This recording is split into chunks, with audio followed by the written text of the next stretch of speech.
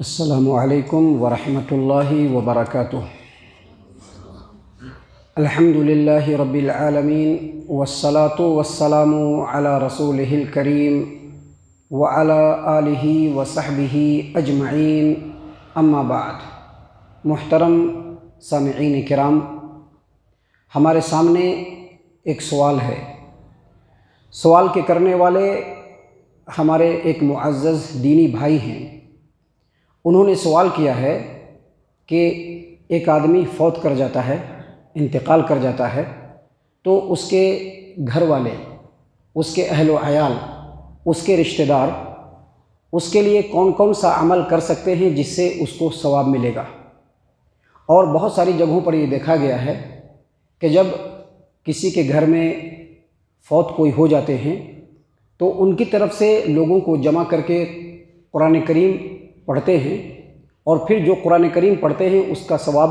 میت کو بخش دیتے ہیں۔ اور بہت جگہوں پر یہ بھی دیکھا گیا ہے کہ جب کسی کے گھر میں کوئی فوت کر جاتا ہے، مر جاتا ہے، تو اس کے لیے تیجا، قل،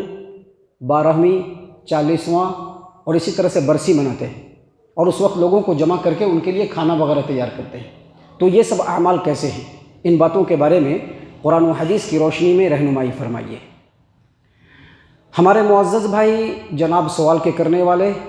اور اس جواب کے سننے والے تمام سامعین کرام، سب سے پہلے اگر کوئی مسلمان مر جائے تو اس کے لیے کوئی بھی دوسرا مسلمان اگر دعا کرے گا اس کے گناہوں کی بخشش کے لیے، اس کے نیکیوں کے قبولیت کے لیے،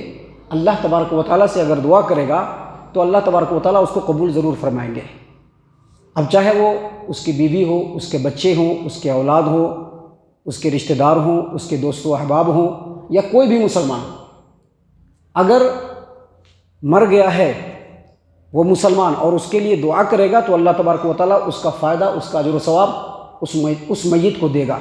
جیسا کہ حدیث ہے، شیخ البانی رحمہ اللہ نے اپنی کتاب احکام الجنائز و بدعہا کے اندر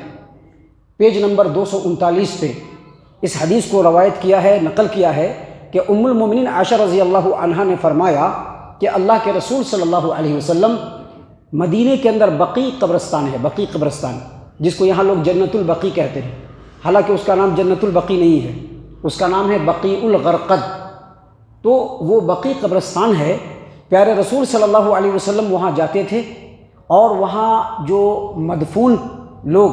ان کے لیے دعا فرماتے تھے۔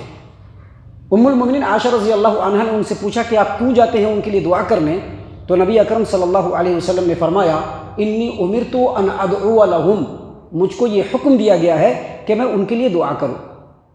معزز سامعین کرام، اسی طرح سے صحیح مسلم کتاب الجنائز کی روایت ہے، اور ام المومنین عائشہ رضی اللہ عنہا ہی اس حدیث کی راویہ ہیں۔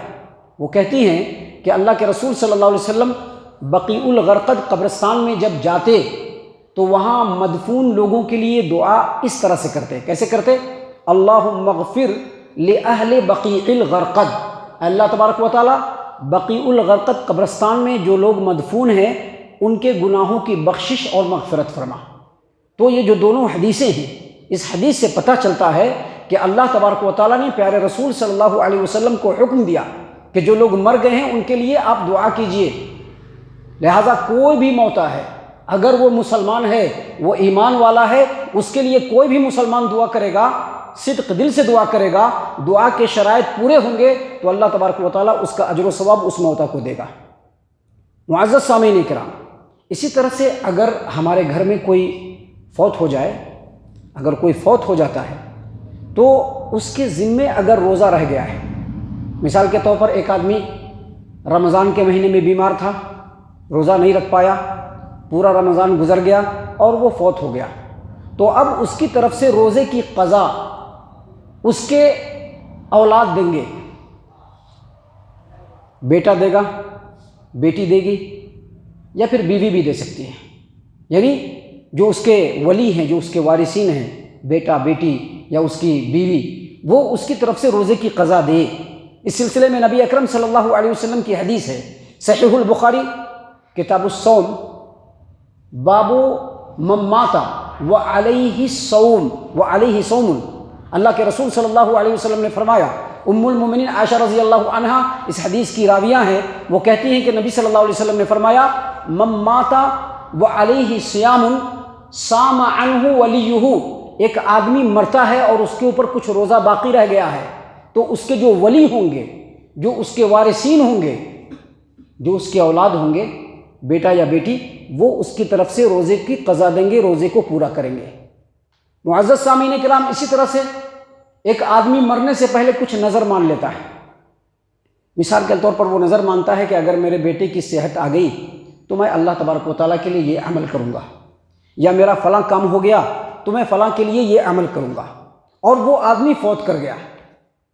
اب اس کی جو اولاد ہیں، بیٹا یا بیٹی، اس کے نظر کو پورا کریں، جیسا کہ سنن ابی داؤد کتاب الایمان،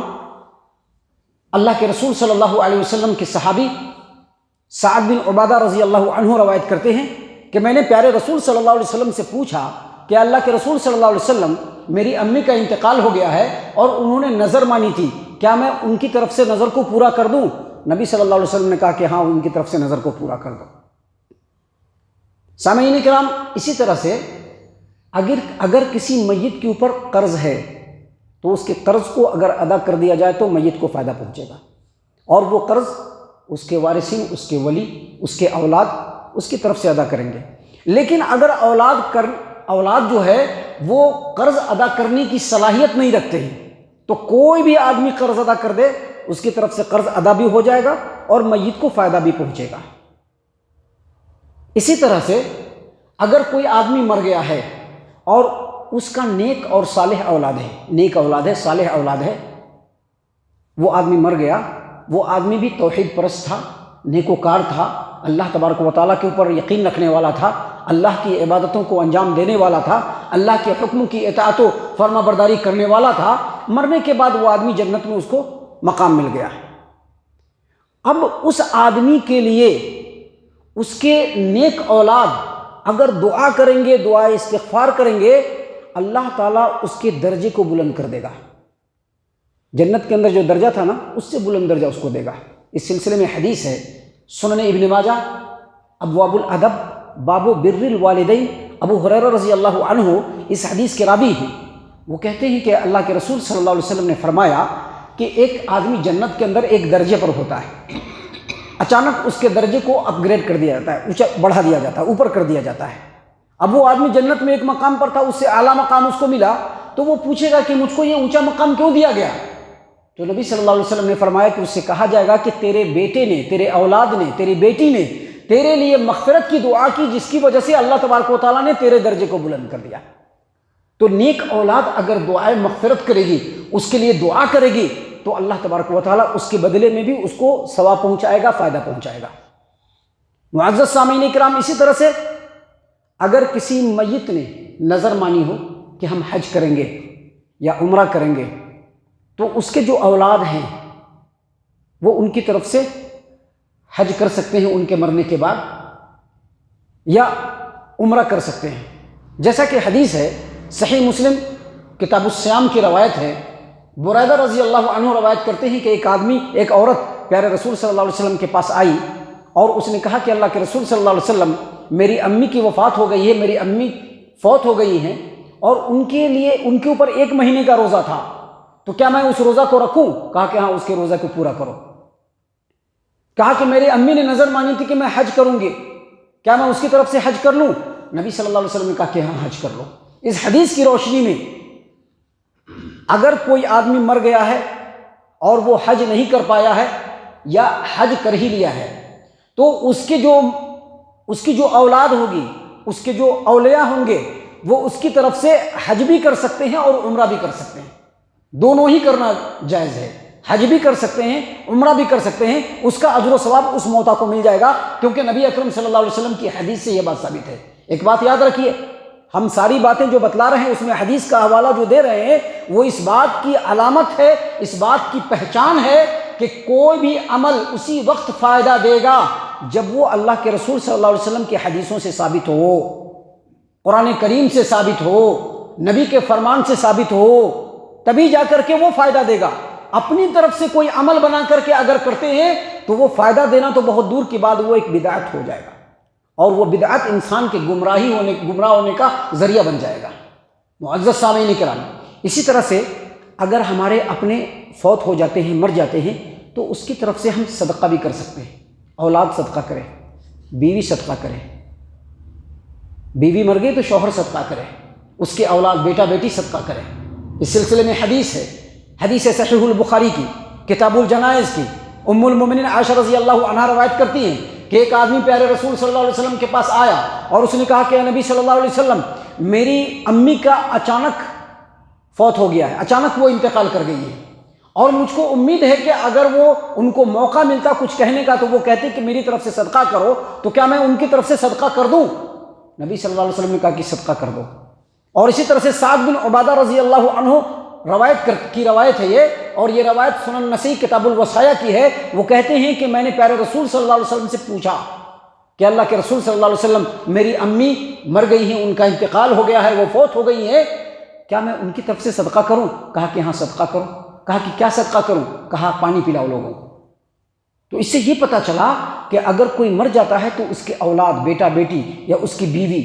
یا اگر بیوی مری ہے تو اس کے شوہر، اس کی طرف سے اگر صدقہ کریں گے تو اس کا اجر و ثواب اس کو ملے گا۔ دوسرے لوگ نہیں کر سکتے ہیں، دوسرے لوگ صرف دعا کر سکتے ہیں، دوسرے لوگ یہ سب کام نہیں کر سکتے ہیں۔ ان کے اولاد یہ کام کریں گے تو اللہ تبارک و تعالیٰ کی طرف سے اس موتا کو، اس میت کو اجر و ثواب ملے گا۔ یہ سارے اعمال تھے جو ہم نے قرآن و حدیث کی روشنی میں آپ کے سامنے رکھے۔ اب ہم آتے ہیں، جیسا کہ سوال میں اس بات کو واضح کیا گیا ہے کہ مر جاتا ہے تو لوگوں کو جمع کیا جاتا ہے، قرآن کریم پڑھا جاتا ہے، ایک ختم ہوگا، دو ختم ہوگا، اور اس کے ثواب کو موتا کو بخشیں گے کہ یہ جو ہم نے پڑھا ہے اس کا ثواب موتا کو مل جائے۔ تو ہم آپ کو بتلا دیں کہ یہ عمل قرآن کریم سے بالکل ثابت نہیں ہے، کوئی دلیل نہیں ہے قرآن کریم میں۔ دوسری بات، نبی صلی اللہ علیہ وسلم کی حدیثوں سے بھی اس کا کوئی ثبوت نہیں ملتا۔ یہ جو قرآن خوانی کراتے ہیں نا مر جانے پر، یا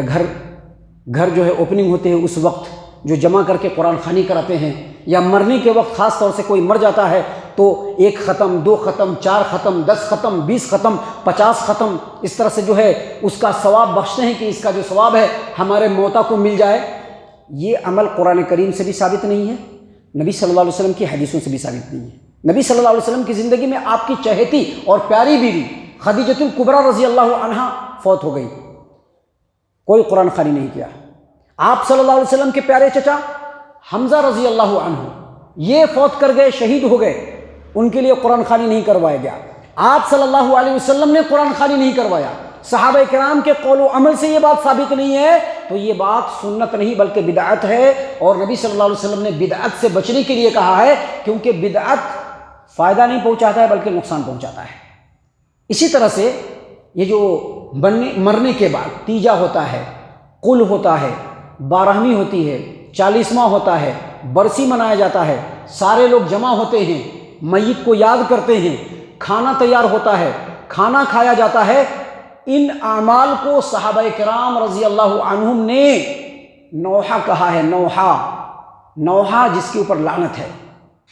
جو سنت نہیں بلکہ بدعت ہے۔ دیکھیے حدیث ہے ہمارے سامنے موجود، سنن ابن ماجہ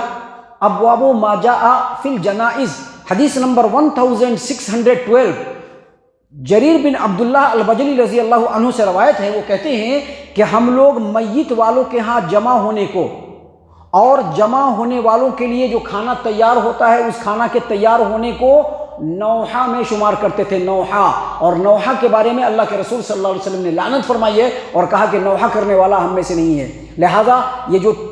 تیجا ہوتا ہے، قل ہوتا ہے، 40واں ہوتا ہے، 12ویں ہوتی ہے، برسی منایا جاتا ہے، اس پر جو لوگ جمع ہوتے ہیں، یہ سنت نہیں بلکہ بدعت ہے اور اس کو نوحہ میں شمار کیا گیا ہے۔ یہ عمل نہیں کرنا چاہیے بلکہ اس سے بچنا چاہیے۔ محترم سامعین کرام، یہ ساری باتیں تھیں جو خالص قرآن و حدیث کی روشنی میں سوال کے جواب کی صورت میں ہم نے آپ کے سامنے پیش کیا ہے۔ اللہ تبارک و تعالیٰ سے ہم دعا کرتے ہیں کہ اللہ تبارک و تعالیٰ ہم تمام کو ان باتوں کے اوپر خوب غور و فکر کرنے کے ساتھ ساتھ ان باتوں کے اوپر عمل کرنے کی توفیق عنایت فرمائے، آمین۔